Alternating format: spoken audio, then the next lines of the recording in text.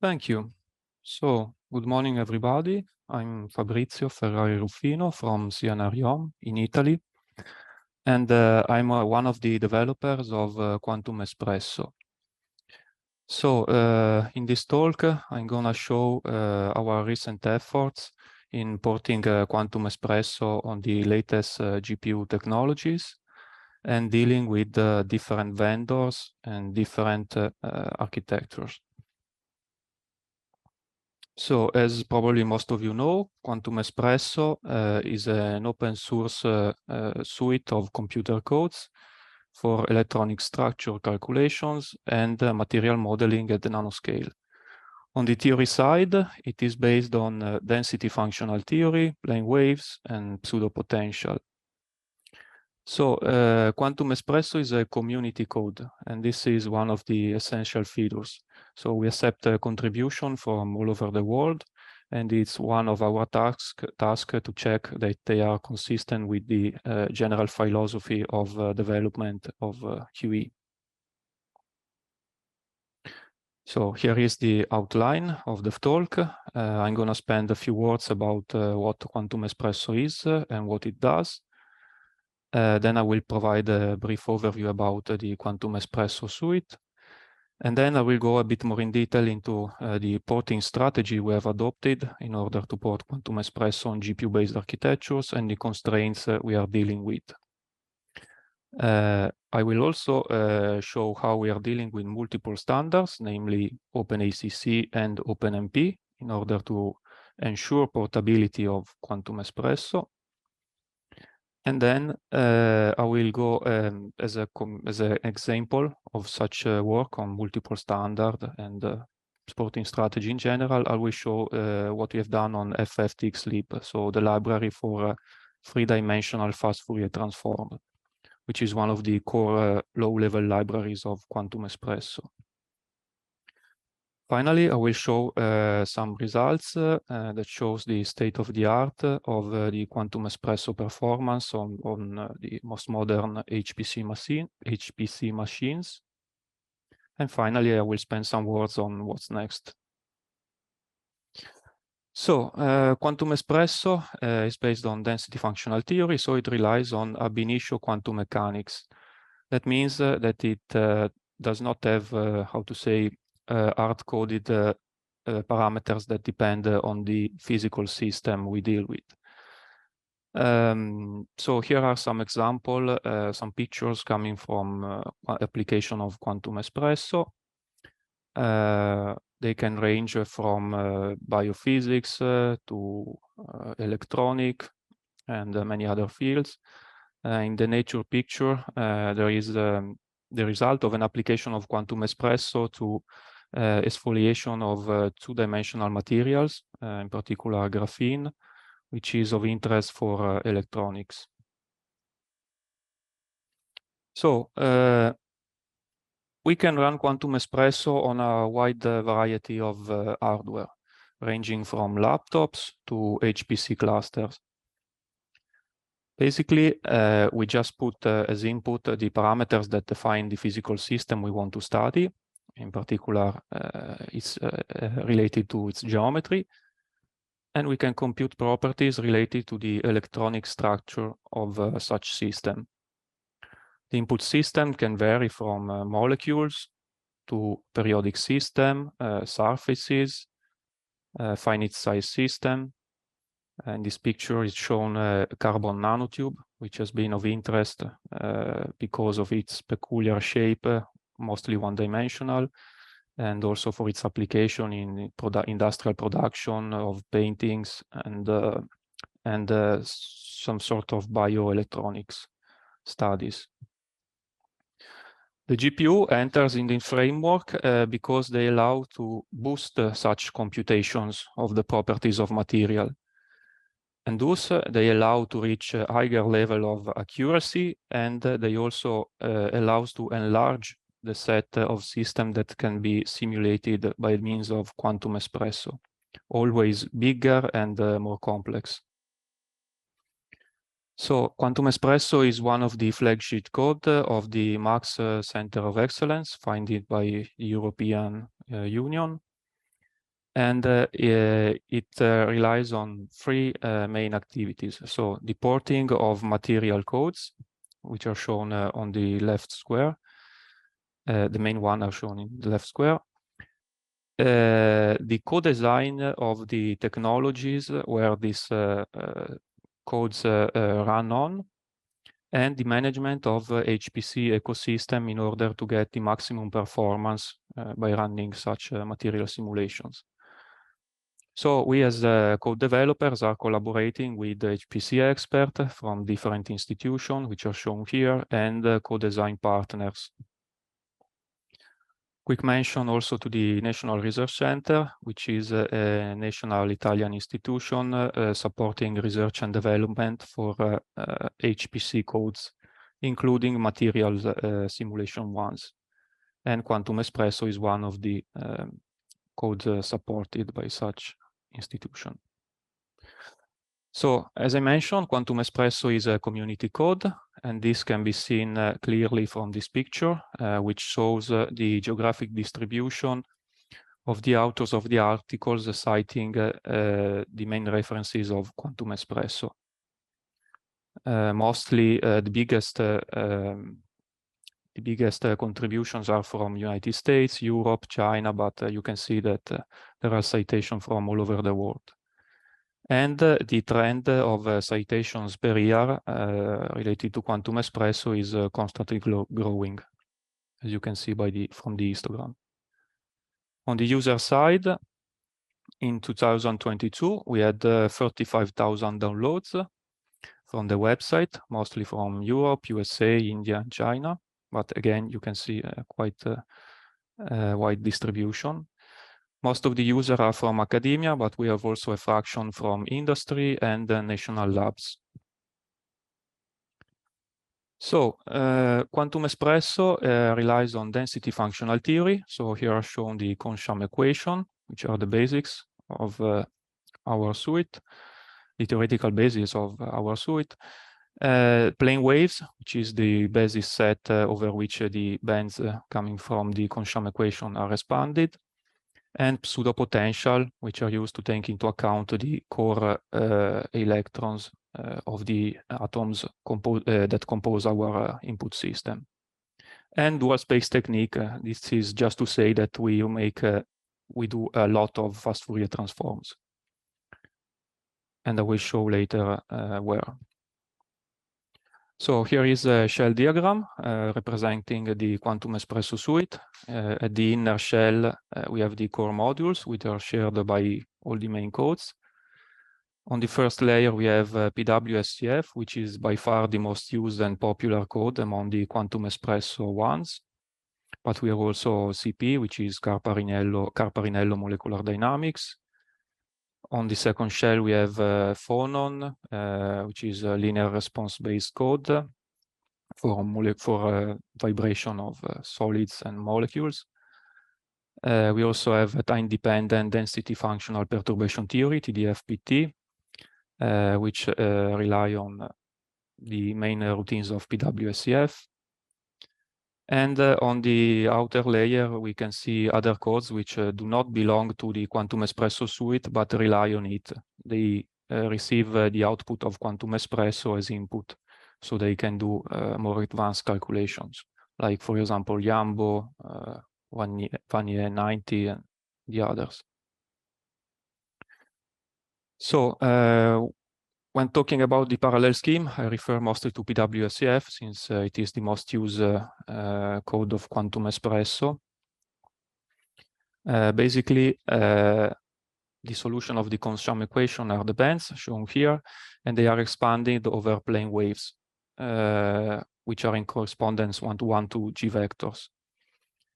So our domain can be decomposed in three directions. So bands, plane waves, and k-points.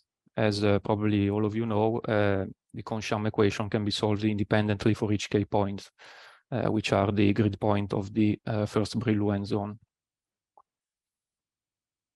So here is a sketch of the self-consistent loop of PWSCF. we provide the input data, we calculate the electronic density. With that, we build the Kohn-Sham Hamiltonian. And at this stage, we do a lot of fast Fourier transform. Then we calculate the Kohn-Sham orbitals, and by means of that, we can refine the estimate of the electronic density and go on inside the loop until convergence is achieved. And then we can extract the output we want.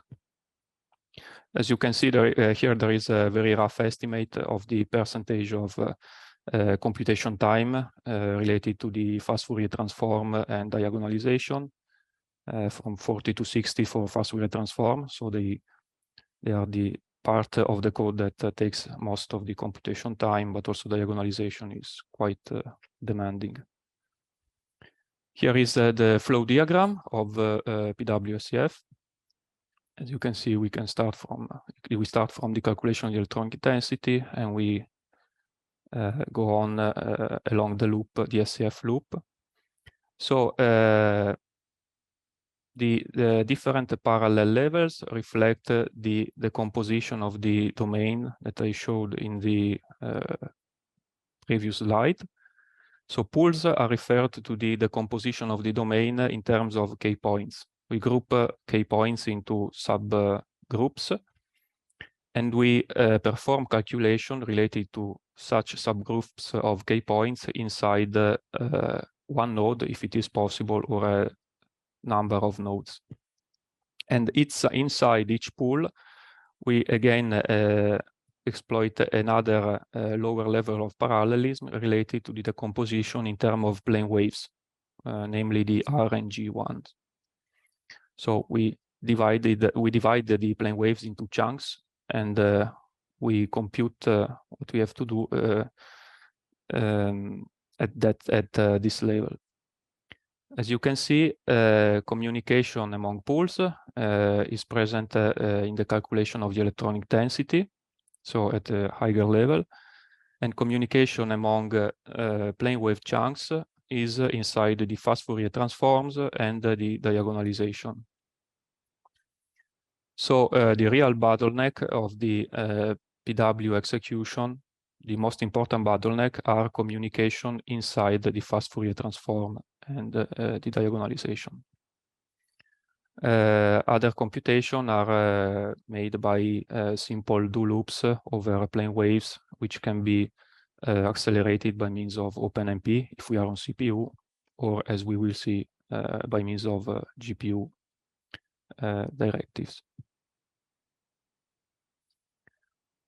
So, porting strategy.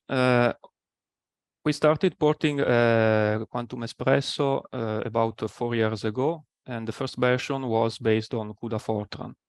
We had two different branches, one written in CUDA Fortran and one for CPU only in Fortran. This was quite a nightmare in terms of maintainability. And so we gradually shifted into one single source code by merging the two branches. But still, we had duplication of routines, namely the GPU routines, the CPU ones, and this was still quite tricky in terms of maintainability. So we decided to transition to a more directive-based model of porting for GPU. And we shifted gradually to OpenACC. So our aims are maintainability, portability, and of course having one single source code to maintain. Here is a graph that shows our work in the last period to remove all the duplication of the code related to CUDA Fortran and the introduction of directives coming from OpenACC. You can say that there are still a lot of lines dedicated to GPU doubles, but you also have to keep in mind that we are continuously accepting contribution, including GPU doubles of routines. So the fact that the trend is still negative is a good sign that we are approaching to erasing most of the GPU doubles in favor of a directive-based model. So here is shown the structure of the Quantum Espresso suite in terms of 3 different layers. On the top, we have the general purpose layer. We have PWSCF, Carparinello Dynamics, Phonon, and they all relies on common modules, which can be shared as much as possible by the various codes. On the intermediate level, we have the numerical libraries, in particular FFTXlib for FFTs, the eigensolver, it is called LuxLib. And in this library, we have duplication for the different standard we are adopting, so OpenACC and OpenMP. At the lowest level, we have hardware and vendor-specific libraries, so Kublas, ROCM, and so on. So we have multiple backends, but by shifting to a directive-based porting, we try to have a single source code, at least at the high general purpose layer.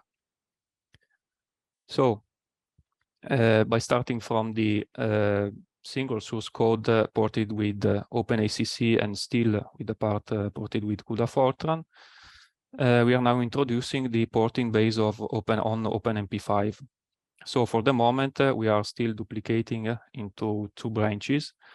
One where we are keeping on working on the transition from CUDA to OpenACC, which is at an advanced stage, and the other where we are introducing the second porting standard, so OpenMP5, which adapt to AMD and Intel technologies. Finally, of course, our final goal will be to have a unique source code taking into account all the both of the 2 porting standards, and which can run on the machine coming from all the 3 vendors shown here. So here is the full porting roadmap, and the yellow arrows indicates where we are now. You can see, you can have more detail. You can find more details in the references on the left, if you're interested. So just a quick mention about the porting status of Quantum Espresso with OpenMP. In yellow, there are the parts of the suite that have been ported. We still need to port the eigensolver in order to complete PWSCF, and then we will focus on the other codes.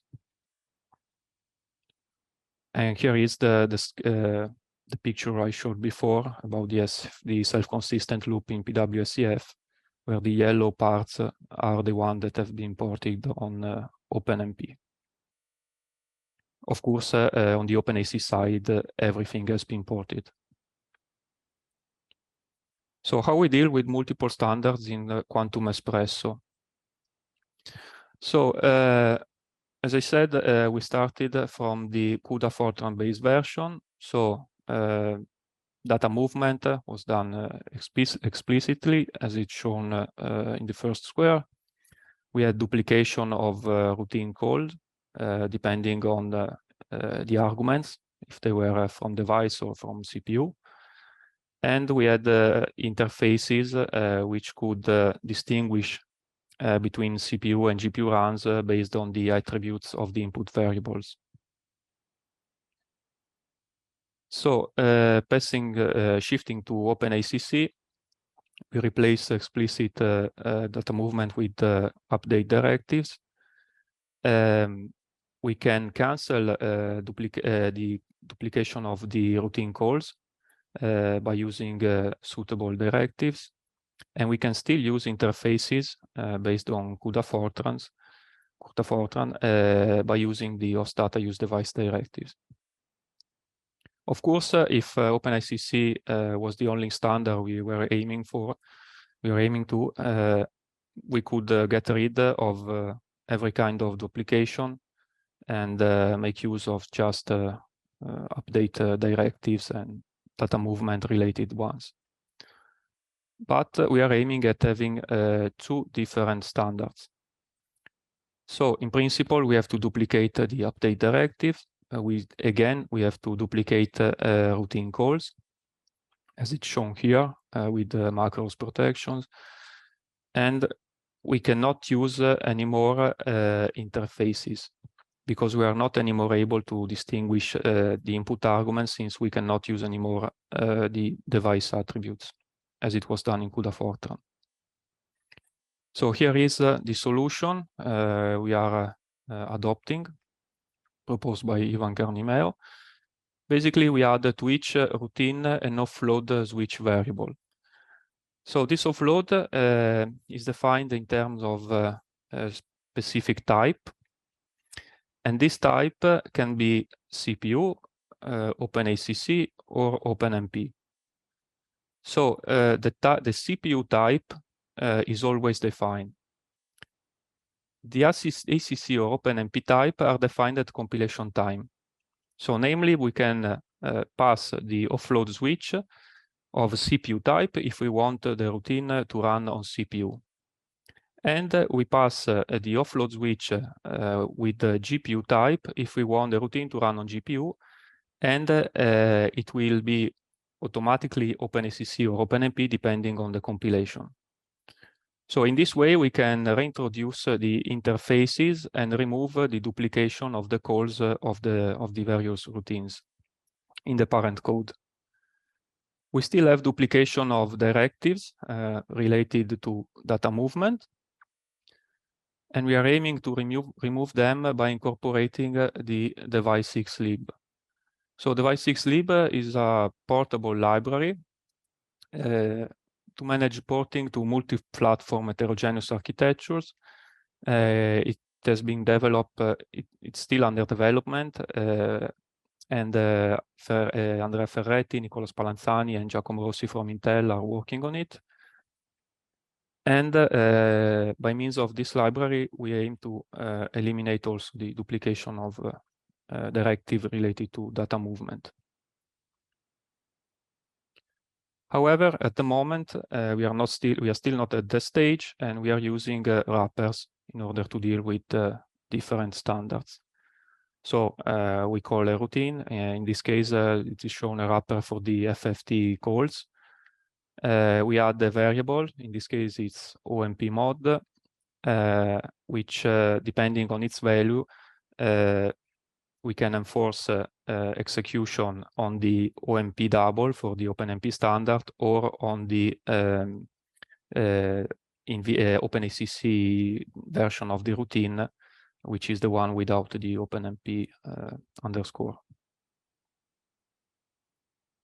So some notes. Of course, we need both offloaded and non-offloaded low-level routines. This is because we want everyone to be able to contribute to Quantum Espresso, regardless their knowledge about GPUs and stuff. So we need that also the CPU version of the routines is available even when Quantum Espresso is compiled for GPUs. So at the moment, we use wrappers to manage between the different offloading models. And we duplicate routines in order to deal with the low-level routines in order to deal with the different standards. This might be a feature that we are kind of requesting, that we could be able to compile low-level routines, both for CPU and GPU, maybe by changing their names, but without the need for duplicating the code. But for the moment, we have to. And of course, we protect the OpenMP target directives from the CPU OpenMP ones.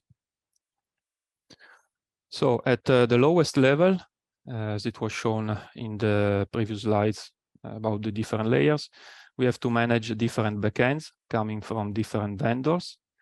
Here I classified the backends in terms of 3 main features that we need, that we look for. So the possibility to receive explicit streams. This is important for the FFTs, and I will show it soon. The presence of interfaces that can distinguish between GPU and CPU arguments, and the need to use cbind in order to create Fortran interfaces for the backends. So as you can see, the NVIDIA side is satisfying all these features. On the AMD side, we do not have interfaces for which automatically distinguish between GPU and CPU arguments, but they still can receive explicit streams as input. So they can run on GPU on different streams. The one NKL, they do not have explicit streams. And so we will have to find a different porting model for the FFTs at lower level on the Intel side, as I will show.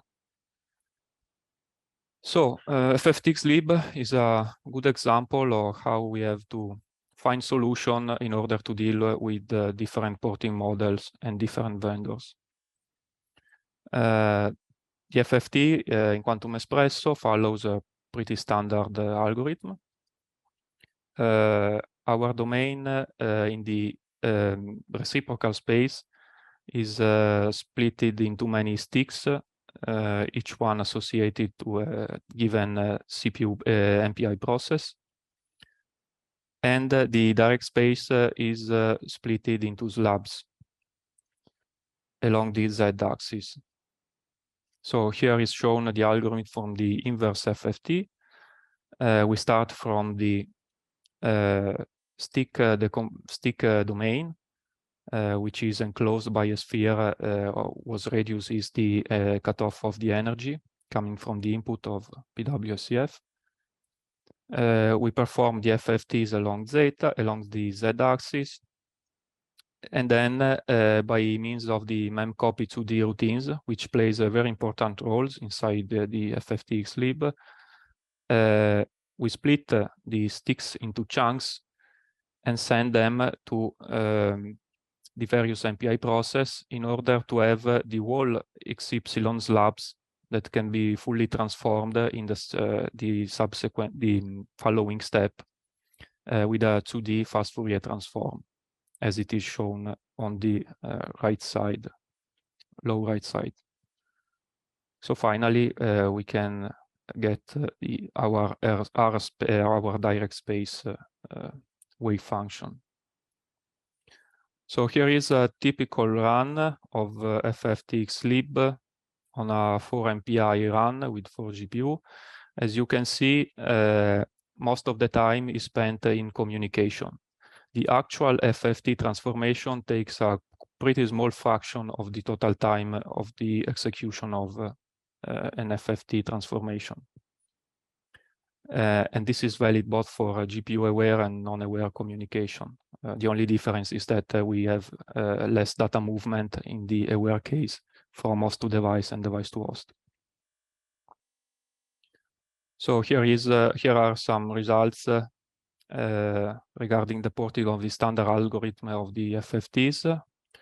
The blue bars refer to CPU run on the AMD-based machine Lumi, orange bar GPU runs, and the green bar the runs on the Marconi 100 machine with the NVIDIA V100 GPUs.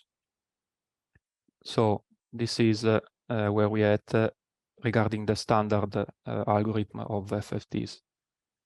However, Quantum Espresso makes use of the so-called asynchronous FFTs in most of the cases. So basically, we exploit the fact that our wave function, our sort of wave function, is a collection of different bands, and each band can be Fourier transformed independently to each other. So what we do is we take our wave function and split it into subgroups called batch, and we also divide the batch into sub-batches. And we do this, of course, both on the direct and reciprocal space. And we exploit the fact that each band can be transformed independently on the GPU. So we assign each batch to one MPI process, and inside each MPI process, we Fourier transform a number of sub-batches in an asynchronous way, as it is shown in these diagrams. So here are sub-batches of 2 bands each, And so we have in this picture 4 bands transformed asynchronously 2 by 2 on the GPU for each MPI process. Of course, the general algorithm is the same as the one I showed before for a single band. But in this way, we can transform the a much bigger fraction of the wave function in a much smaller time. So here it's shown the scheme we adopt for the batch streamed FFTs. Basically, on the CPU, we call the computation which is executed on the streams. And here, for each color is associated to a given sub-batch inside a batch of bands. So as you can see, we start with, for example, the green batch. We execute the fast Fourier transform along Z. Then we do some data movement, and then we communicate on the CPU to all the other MPI processes.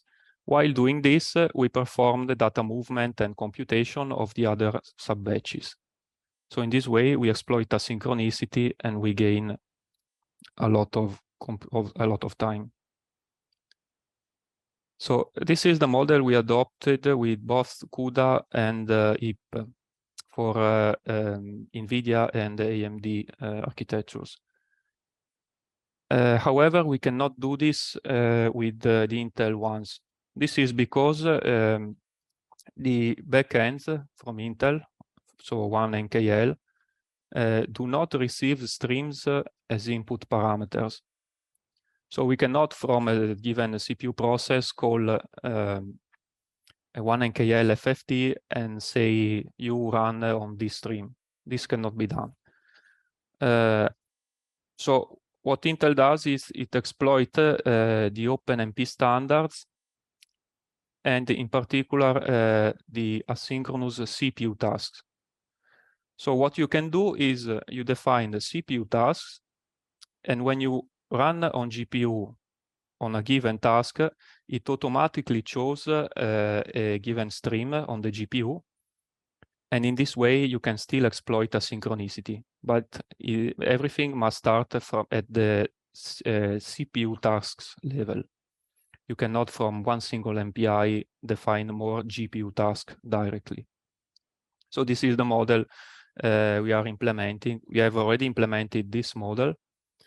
This is a transition model, which is a hybrid between the NVIDIA and the AMD model and the pure task model used by adopted for Intel architecture. And so this is the one we are implementing now in order to be able to run to Intel architectures too. So here is an example of a graph that shows the performance of the FFTs. This is referred to AMD GPUs, but okay, you can see that the gain. So the blue bars are comes from execution with the standard algorithm. So the first one, which do not use batches of bands. The blue bars refer to the algorithm with the batch FFTs, so the asynchronous one running on streams, but with the non-aware GPU communication. So the communication inside the fast Fourier transformed are still at CPU level. So we move data to GPU, we perform computation, then we get back on CPU and we communicate among MPI processes. The yellow bars are the same algorithm, so batch FFTs, but with GPU-aware communication. And in the top right graph, there is also the pure CPU execution. So the blue bars in the bigger graphs correspond to the dark green bars in the top right graph. And okay, this is an execution of FFTs in the calculation of the electronic density of a gold surface made of 112 atoms and about 1,600 electrons. Okay, so let's talk a bit about performance. So we start with PWSCF. Here we recall the sketch I showed some of the previous slides. And here is the graph regarding the performance of PWSCF. So this is referred to the chromium iodide system, which is a system, which is a material that is of interest for studies of magnons and spintronic fields and so on. And it's a pretty big system. We have 1,152 atoms, 7,776 electrons. And what we did was to compare a pure CPU execution on one cluster, which is the Galileo cluster from Cineca in Bologna, with the GPU execution with two different NVIDIA cards, the V100 and A100. So on the left bar, we have the execution on the CPU cluster, Galileo, involving 1,440 cores distributed among 30 nodes. This is the configuration we adopted in order to get the best performance on that cluster. Then we tried to get the best performance on the Marconi 100 clusters, always at Cineca in Bologna, based on the V100 GPU cards from NVIDIA, each one of them having 16 GB of memory.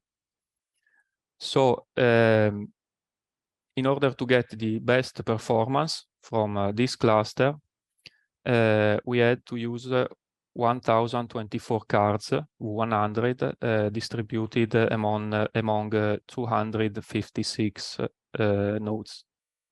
The thing is that due to the small memory, relatively small memory available to this kind of cards, so 16 GB, we could not use the higher level of parallelism, namely pools.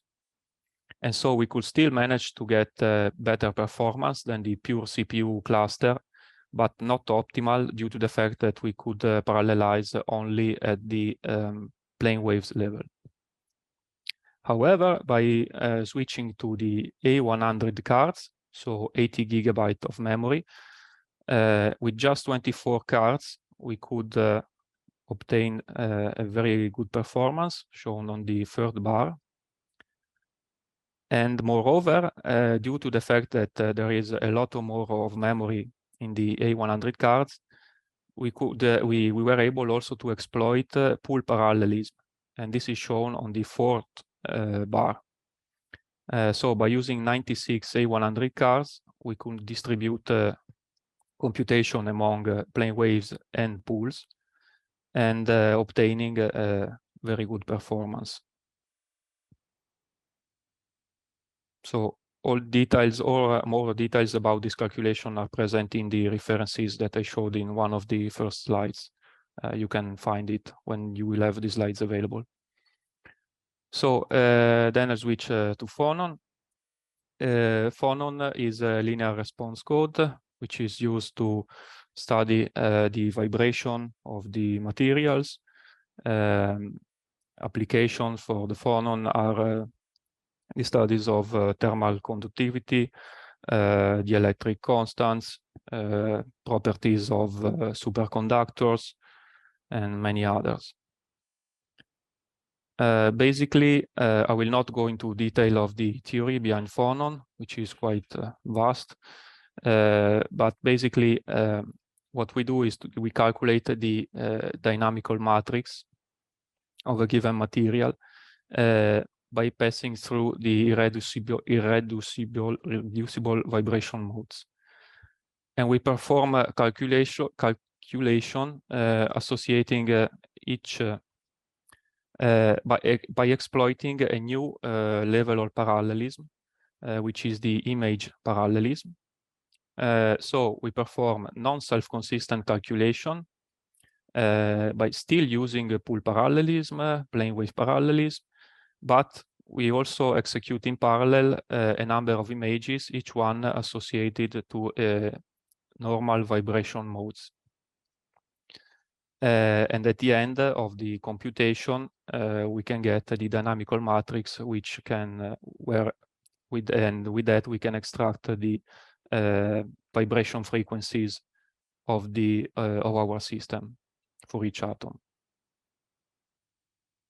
So here is the dispersion diagram for 16 layers of 100 silicon. And here is the graph of the performance. As you can see, the scaling is very good. For each run, you have about 5 times speed up with respect to the CPU run. The CPU run has been done as in the PW benchmark on the Galileo cluster, looking for the best parallel configuration to get the best performance on that cluster. And on the GPU cluster, so Marconi 100, we got about 5x speed up for each run. Then switch to the time-dependent density functional perturbation theory code. This is actually a collection of more codes. And in this case, I will show results from the EELS one, which is the one relative to the electron energy loss spectroscopy. So in practice, this simulates the scattering of electrons inside a material. So we have a time-dependent electric field that cross our material, and therefore we have a perturbation which is time-dependent. And we calculate the response function to this time-dependent perturbation. Here it is the response function, calculated both with the Langsos algorithm and Sternheimer equation. And here is the performance graph. In this case, we are exploiting both image parallelism and pool parallelism. So again, the scaling is very similar to the phonon ones. And the input system is the same as before. So finally, Carparinello molecular dynamics. Basically, we show the phase diagram of the superionic ammonia, which is a material of interest for the study of planets. It's one of the candidates for the inner layers of Uranus and Neptune. And so here we can see the phase diagram obtained by means of Carparinello molecular dynamics, where we actually move at one step the ions. Then we evaluate the electronic density through self-consistent calculations. With the electronic density, we can evaluate the forces acting on the ions. And with the forces, we can, again, shift the ions and go on with the study of the dynamics of the system. And in this way, we can evaluate the density under some condition determined by the temperature and the pressure. So on the right, there is the performance graph related to the Carparinello dynamics for the superionic ammonia. As you can see, running on GPU, you still have a very good speed up. The scaling, of course, reach kind of a plateau. And this is due to the fact that you reach a point where the FFT, the communications inside the FFT are dominant, and you have no more gain from the parallel schemes applied to the algorithm. But still, the acceleration of the GPU is significant with respect to CPU runs. So to conclude, just a quick summary. Modularity is one of the keywords of Quantum Espresso. We have many codes. We try to rely to common modules as much as possible, and we work on different levels. So backends, lower level mathematical libraries like FFT, XLib, LuxLib, so on. And then we tried to port the parent code by means of directive standards, so that contributors, the work of the contributors is much easier than the first stages of the Quantum Espresso development based on explicitly on CUDA Fortran and duplication of code. So we are relying on directive-based porting, and we have to find the best way to deal with both CPU and GPU low-level routines at the same time. We are introducing multiple standards with multiple backends. OpenACC has been already introduced, and the CUDA Fortran is almost disappearing, at least at the parent code level. And we are at an advanced stage regarding OpenMP GPU. So on the NVIDIA side, however, the porting is full. We just need to fully transition to OpenACC. And on the AMD and Intel side, as I said, the porting is ongoing, but it's a good stage. So what we are planning to do is to complete the porting of PWSCF on the AMD and Intel, likely by this year. I should not say this, but I'm pretty confident we will do it. Merge the two branches, one related to the OpenACC standard with the branch for AMD and Intel one, and then port the codes other than PW again on AMD and Intel. And finally, we plan to do extensive benchmark by exploiting all both the standards we are implementing on all the available Euro HPC machines provided by the Marx Center of Excellence. Finally, we are aiming at incorporating device XLib in order to get rid of all the possible duplication coming from different standards. So that's it. I think I'm in time. Some acknowledgements. Here is shown the developers group. In particular, I want to thank Laura Bellentani and Ivan Carnimeo, who contributed to the slides. And I also thank experts from the three main vendors, Yeluo, and that's it. Thank you.